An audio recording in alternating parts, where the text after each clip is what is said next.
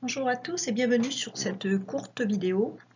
Je voulais partager avec vous aujourd'hui un rapport que j'ai trouvé qui avait été fait par le Global Knowledge Initiative en 2017.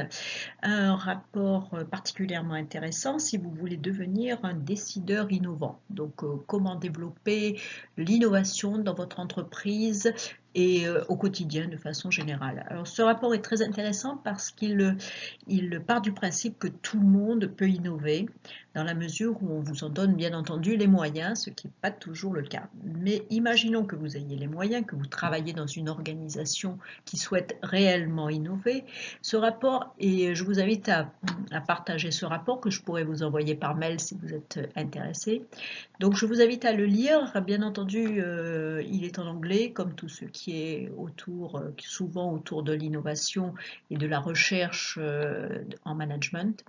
Donc, mais n'hésitez pas à me joindre si vous voulez à me contacter pour vous envoyer donc ce rapport par mail. Alors, ici, je vous trouverai un très court extrait de ce rapport, de cette présentation, donc qui fait à peu près une soixantaine de pages et qui nous donne des trucs, des moyens pour devenir innovant, savoir ce qu'il faut faire. Donc, on vous trouverez donc ici, bien, comme je vous le disais en anglais, 4 moyens de développer votre créativité.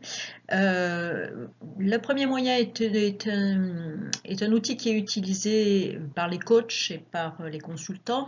Il consiste à prendre une photo à partir de cette photo, d'essayer de résoudre un problème, c'est-à-dire de trouver la connexion entre cette photo et le problème que vous avez à résoudre. C'est la photo devenant alors un support d'imagination. C'est quelque chose qui est fait assez souvent en stratégie pour essayer de booster un petit peu l'imagination des dirigeants. Deuxième système qui est beaucoup utilisé en neuromanagement, c'est d'essayer d'adopter une perspective différente de celle que vous adoptez habituellement, c'est-à-dire savoir ce que penserait votre voisine ou votre boulanger ou même une poule dans une basse-cour au sujet de votre problème. L'intérêt, c'est d'avoir une perspective, une vision différente, une approche différente de ce problème et encore une fois de penser différemment.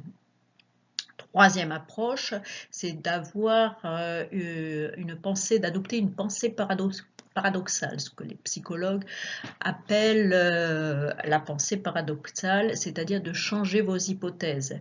C'est-à-dire, par exemple, il prend l'exemple ici, au lieu de penser combien de personnes pourraient participer à un programme de développement, par exemple, c'est de penser combien de personnes pourraient ne plus participer à ce programme de développement, c'est-à-dire changer les hypothèses de travail.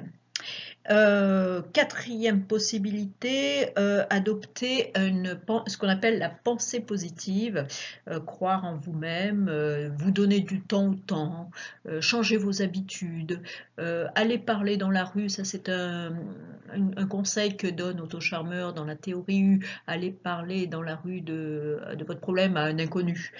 Essayez de changer de casser un petit peu le cadre habituel dans lequel vous fonctionnez. Vous verrez, ça fonctionne. Bien entendu, la plus grande difficulté est ce qu'on pense que les autres vont penser, c'est-à-dire que c'est le regard de l'autre, casser son identité, et tout de même peut être anxiogène, hein, puisqu'on est habitué à notre propre personnage, mais le fait de casser ses propres barrières, et vous verrez qu'il ne se passera pas grand-chose, à part qu'on risque de vous regarder un peu bizarrement, mais une fois que cela est passé, eh ben, il ne se passe rien. Donc, sauf que vous avez changé tout de même votre vision sur un problème, sur la société, sur ce qui vous entoure, et que vous aurez ce qui vous aura permis ce qu'on appelle un élargissement de conscience. Donc, tout est positif dans cette façon de penser. Alors, le rapport va s'intéresser aussi bien aux façons de penser et à la façon de casser ces habitudes de pensée que l'on a, qu'à la façon d'approcher l'analyse des process. Donc c'est tout de même, comme je vous le disais, un rapport très pratique, très pragmatique, que je vous invite à lire, voire même à partager, parce que ça permet véritablement d'élargir notre façon de penser. Alors, je vous laisse mes coordonnées si vous voulez discuter avec moi de ce rapport ou si vous voulez que je vous l'envoie. N'hésitez pas à me contacter, ce sera vraiment avec plaisir. Au revoir.